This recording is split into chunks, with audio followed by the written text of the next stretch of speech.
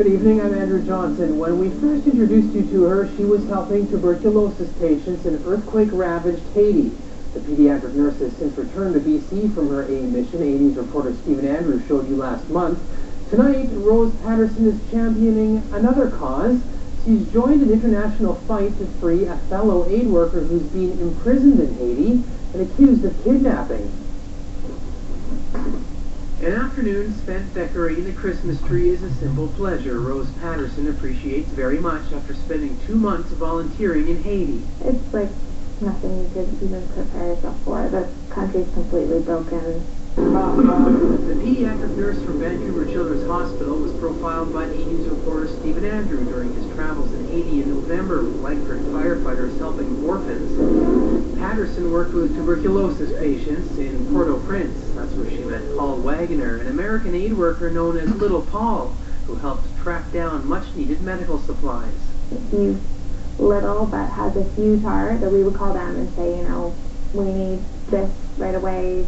Can you help us? And they would get it for us somehow. Little Paul was at a Haitian hospital when a father brought his critically ill 15-month-old son in for treatment. By all accounts, the child died. But the boy's father has accused Wagner of faking the death, kidnapping the baby, and doing everything from harvesting his organs to turning him into a zombie. And it all stems back to their voodoo beliefs and things like that. Well, this circus, Last week, Wagner was arrested and will be held in jail for an investigation that will take months. I don't understand where the confusion comes from. We have solid proof that the child died, that there's no wrongdoing on Little Paul's part. I mean, really, I would have liked to have been out today.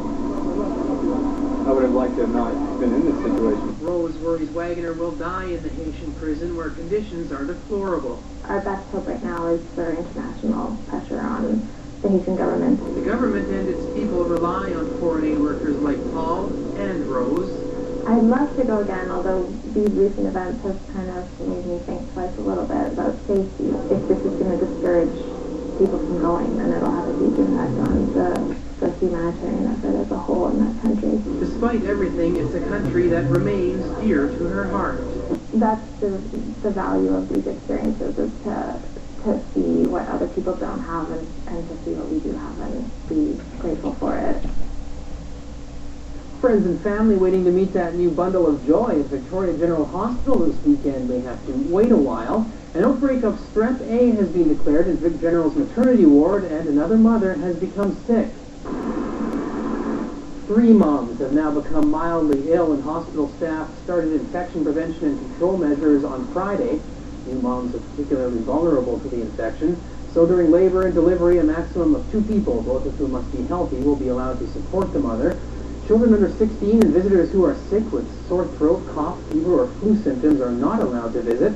Plus, visitors must wash their hands before coming into the ward, before leaving the mother's room, and before and after touching the baby. But VHA stresses it is safe for expectant parents to come to the hospital to deliver their babies. It has been a great weekend for families in the capital region who need some help this holiday season, thanks to CIVI Santa's Anonymous and you. Food hampers and toys are being loaded up and shipped out from the Santa's Anonymous warehouse. It has been an incredible year for Santa's, especially after Friday's Miracle on Broad Street Radiothon raised more than $150,000. Santa's Anonymous will help more than 1,000 families from Souk to Sydney this year.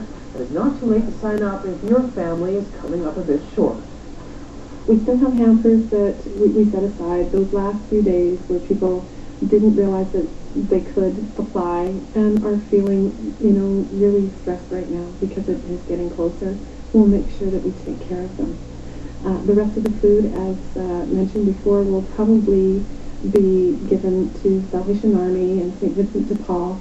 We won't have any food left over, that's for sure. This is these next few days where we make sure that everyone that we can serve, we will serve. You can call CIVI Santa's Anonymous at 250-652-2275 to register your family, or perhaps you know someone else who needs help buying groceries or presents this holiday season. If you would like to help the Mustard Seed Food Bank help island families, Canadian musician Tom Jackson hopes he will stop by the Royal Theatre tomorrow, where he's singing for supper. This year marks the 7th season of Singing for Supper, which raises funds for food banks, ministries, and food programs. In 2009 alone, the concert series raised almost $500,000 and more than 6,000 kilograms of food. Singing for Supper takes place Monday night at the Royal Theatre beginning at 7 o'clock. Tickets are $24 and are available at the Royal and McPherson box offices, where you can charge by phone at 250-386-6121. Proceeds benefit the Mustard Seed Food Bank. Food donations are also welcome at the event. Eric Thompson will have a full report tomorrow on 8 News at 5. Well, the last shopping weekend before Christmas has almost come to an end.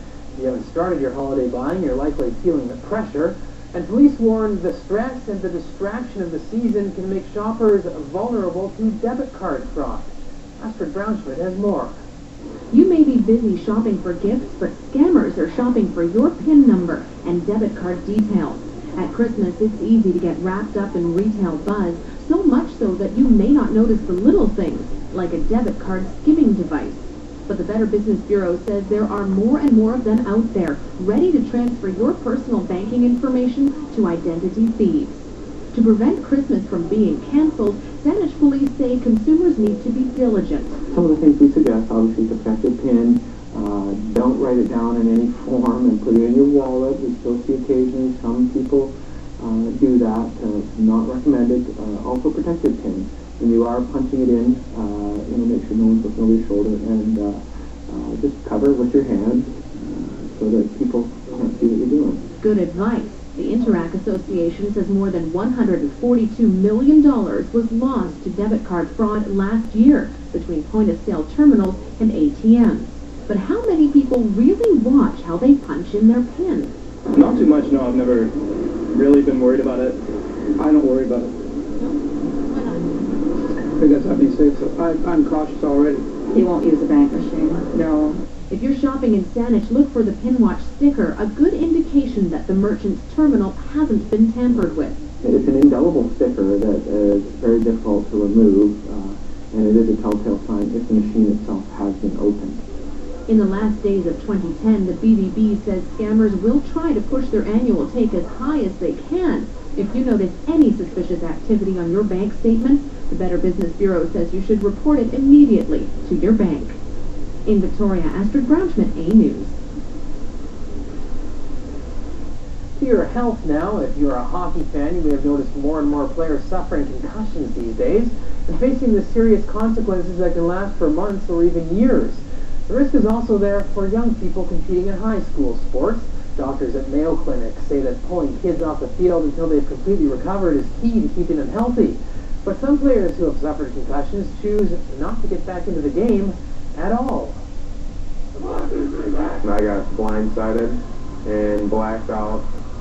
When I woke up, I was getting up off the ground. That was the first severe concussion high school football star Alex Needham suffered.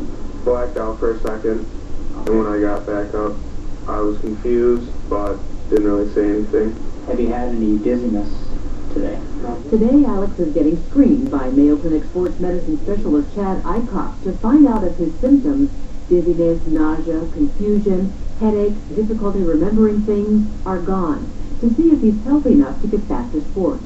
What we want to prevent is that some of the devastating consequences that can occur when you return to exertional activity too soon after a concussion. Dr. Edward Leskowski says getting back in the game too soon is not good. And it's not just getting hit in the head again that's the problem. If you have any residual symptoms left over from a concussion and do any type of exertion, you could put yourself at risk for a potentially deadly condition called second impact syndrome. In second impact syndrome, there is just an inordinate amount of swelling of the brain. The brain is too big for its containment. This swelling causes damage as the brain tissue is injured, and this damage can actually lead to death or paralysis. Even just jogging onto the field can cause it. So Alex was prescribed total brain rest. Then I just had to come home and sit. Couldn't watch intense things on TV, couldn't text message, play video games, read, anything that got my brain going pretty much. So it was laying down and sleeping for 2 weeks.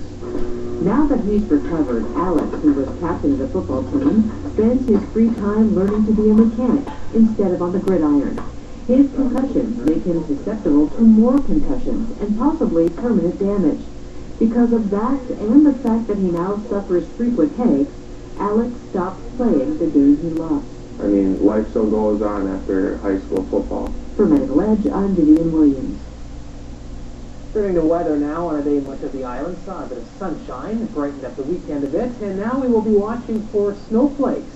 From Victoria to Nanaimo, west to Port Alberni, and north to the Campbell River area, flurries are in the forecast for overnight and into tomorrow morning. The largest accumulations forecast for the Comox Valley Campbell River area, with 2 to 4 centimeters expected, and Port Alberni 5 centimeters. Just a dusting for the South Island likely. And here is what you can expect for Monday, beginning on the South Island, a high of 6, and a chance of flurries turning to showers in the afternoon and low down to 1 tonight.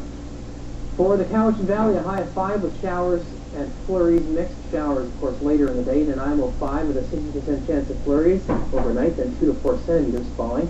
Port Alberni, a high of 3 with 5 centimeters turning to showers in the evening. Topino Ucluelet 6 with showers. It'll be windy.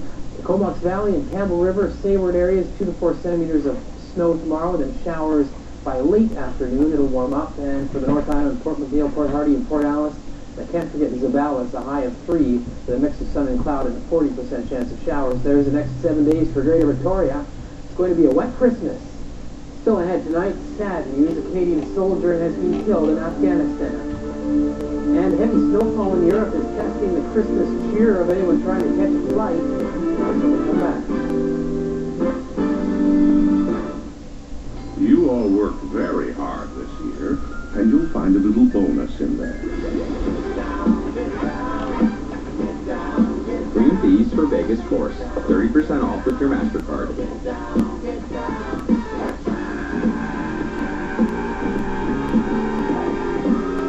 Giving more this holiday season, priceless. Visit MasterCard.ca today for discounts of up to 50% off a range of great gifts. New offers weekly.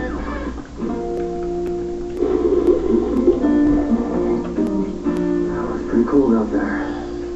The rich, smooth taste of Folgers. It's how Canada wakes up to a fresh start every morning.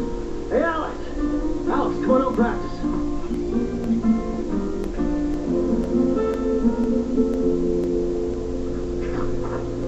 The best part of waking up is Folgers in your cup. Closed captioning is brought to you in part by Ramsey Lampman Rhodes Lawyers. Legal excellence, island values. Space, the final frontier.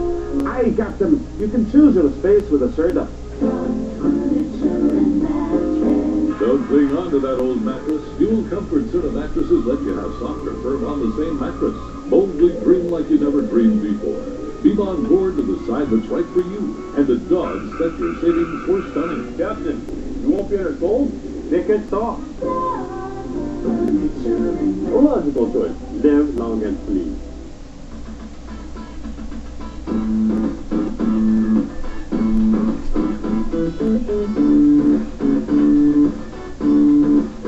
We go around and around and around and around and around and around and back again.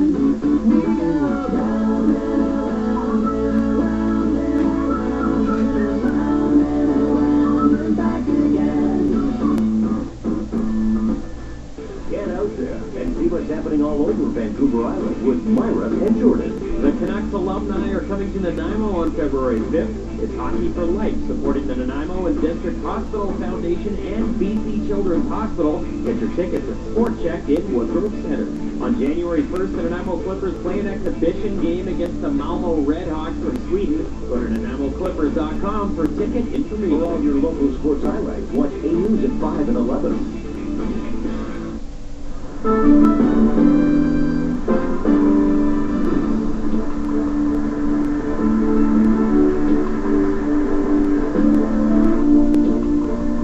Tragic news out of Afghanistan today. A bomb blast in Kandahar has claimed the life of another Canadian